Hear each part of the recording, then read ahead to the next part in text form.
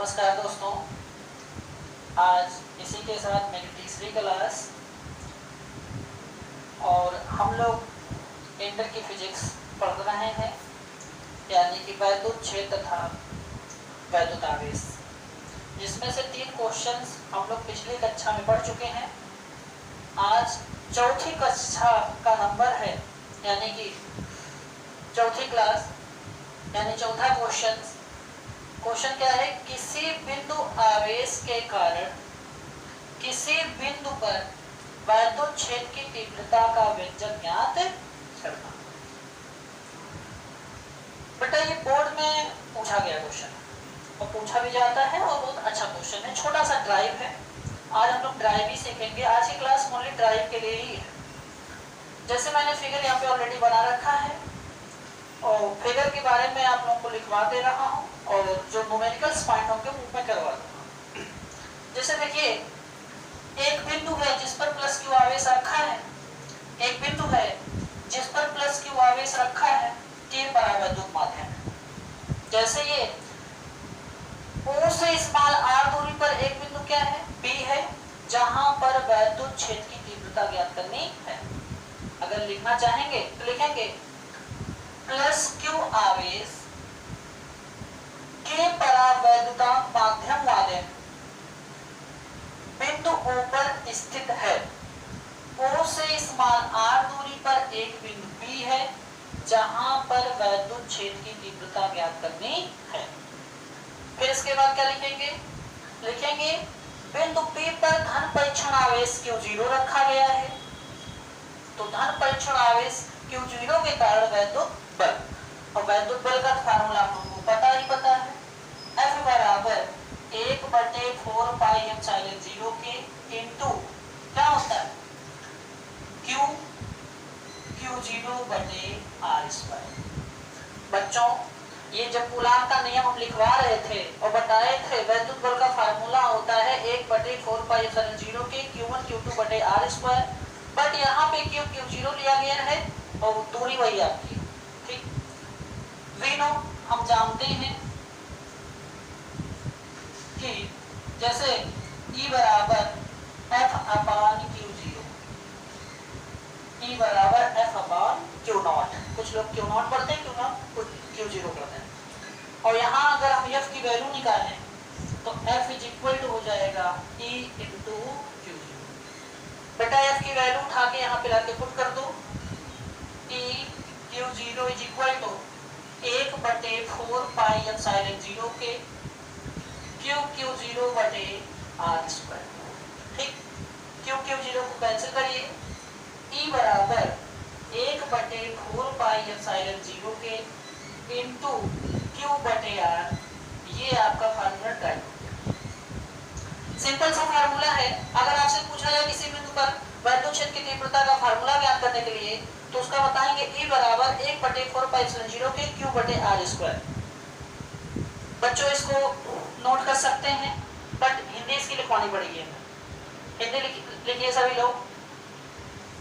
माना plus Q आवेश, माना प्लस क्यू आवेश के परावैद्युत माध्यम में, के परावैद्युत माध्यम में O बिंदु पर रखा है, O बिंदु पर रखा है। नोट हो गया बच्चों? रखा है। फिर लिखो O से स्मॉल r दूरी पर एक बिंदु P है, O से स्मॉल r दूरी पर एक बिंदु P है, जहां पर वैद्युत क्षेत्र की तीव्रता ज्ञात करनी है। बच्चों लिख लो इतना। फिर लिखिए बिंदु P पर धन परीक्षण आवेश Q0 रखा है, बिंदु P पर धन परीक्षण आवेश Q0 रखा है। फिर लिखेंगे प्लस Q आवेश के कारण, अगली लाइन से लिखिएगा बच्चों, प्लस Q आवेश के कारण धन परीक्षण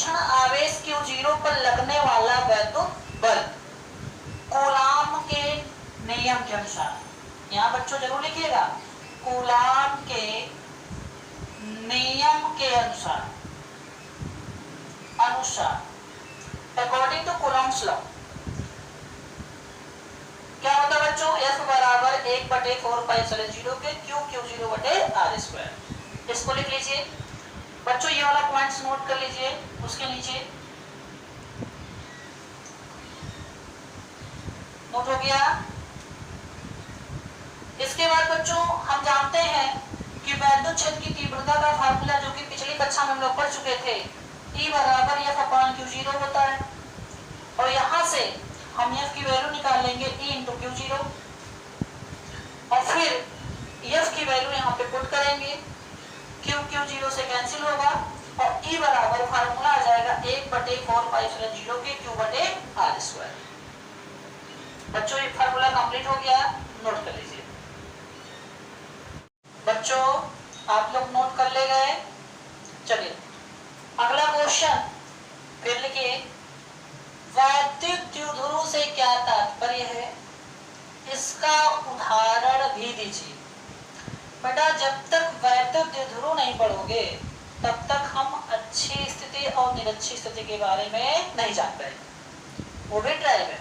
ये तो दोनों डिफिनेशन अगर पेपर में पूछी जाती है तो इसके डिफिनेशन पूछी जाती है। जैसे अगर पूछ लिया गया कि वैद्युत द्विध्रुव किसे कहते हैं, क्या वैद्युत द्विध्रुव किसे कहते हैं, आप क्या बताएंगे, ऐसा निकाय जिसमें दो बराबर परंतु विपरीत प्रकार का आवेश, ऐसा निकाय जिसमें दो बराबर परंतु विपरीत प्रकार का आवेश प्लस क्यू और माइनस क्यू, प्लस क्यू और माइनस क्यू एक दूसरे से 2l दूरी पर होते हैं, उसे वैद्युत द्विध्रुव कहते हैं। उसे क्या कहते हैं, वैद्युत द्विध्रुव। बेटा एग्जाम्पल अगर हम लोग लिखेंगे तो एग्जाम्पल में लिख सकते हैं जैसे HCl, फिर Ki, फिर बेटा H2O। चलिए जैसे समझते हैं HCl कैसे वैद्युत द्विध्रुव है। बच्चों आप लोग केमिस्ट्री में पढ़े होंगे, यहाँ पे लिखा जाता है H+, यहाँ पे होता है Cl-, Q। हाइड्रोजन के बातम कक्षा में कितने इलेक्ट्रॉन, 1। Cl के बातम कक्षा में 7 इलेक्ट्रॉन, तो 1 इलेक्ट्रॉन इसको दे देगा, इसके बातम कक्षा हो जाएगा 8 और इसके 1 ही हो जाएगा। ठीक है, तो जब 1 इलेक्ट्रॉन देगा तो इसके ऊपर 1 पॉजिटिव, और जब 1 इलेक्ट्रॉन ये लेगा तो इसके ऊपर 1 नेगेटिव आएगा। बेटा और इनके बीच की दूरी क्या होती है, जैसे हाइड्रोजन के ऊपर 1+, क्लोरीन के ऊपर 1-, और इनके जो बीच की दूरी होती है वो 0.11 एंगस्ट्रॉम। कितनी होती है, 0.11 एंगस्ट्रॉम। इसे कहते हैं वैद्युत द्विध्रुव आघूर्ण। चलिए सभी लोग लिखिए, ऐसा निकाय जिसमें दो बराबर परंतु विपरीत प्रकार का आवेश, ऐसा निकाय जिसमें दो बराबर परंतु विपरीत प्रकार का आवेश प्लस क्यू और माइनस क्यू एक दूसरे से 2l दूरी पर स्थित होते हैं, एक दूसरे से 2l दूरी पर स्थित होते हैं, उसे कहते हैं वैद्युत द्विध्रुव। उसे क्या कहते हैं बेटा, वैद्युत द्विध्रुव। एग्जाम्पल में लिख लीजिए HCl, Ki, H2O आदि। क्या लिखेंगे, आदि। बेटा ये क्वेश्चन कंप्लीट हो गया। अब वैद्युत द्विध्रुव से बना है वैद्युत द्विध्रुव आघूर्ण। क्या बना है, वैद्युत द्विध्रुव से बना है वैद्युत द्विध्रुव आघूर्ण। सबसे पहले बेटा लिखेंगे कि देखेंगे वैद्युत द्विध्रुव आघूर्ण को दिखाते हैं P से। P बराबर होता है Q × 2l। क्या होता है बच्चों, P बराबर Q × 2l। तो इसकी डिफिनेशन मात्रक भी लिख लेते हैं बच्चों। मात्रक किसका क्या होगा, आवेश का मात्रक होता है कूलाम, और दूर लंबाई का मात्रक मीटर या दूरी का मात्रक वो भी क्या होता है, मीटर। तो यहाँ पे लिखेंगे कूलाम और मीटर। बच्चों इसके बारे ये भी जानेंगे नोट पॉइंट में, यह एक सदिश राशि है, यह एक कौन सी राशि है बेटा? सदिश राशि। अब बच्चों समस्या है कि कुछ बच्चों को सदिश राशि पता होगा, कुछ बच्चों को सदिश राशि नहीं पता होगा। राशियां होती हैं दो, एक होती है सदिश, एक होती है अदिश।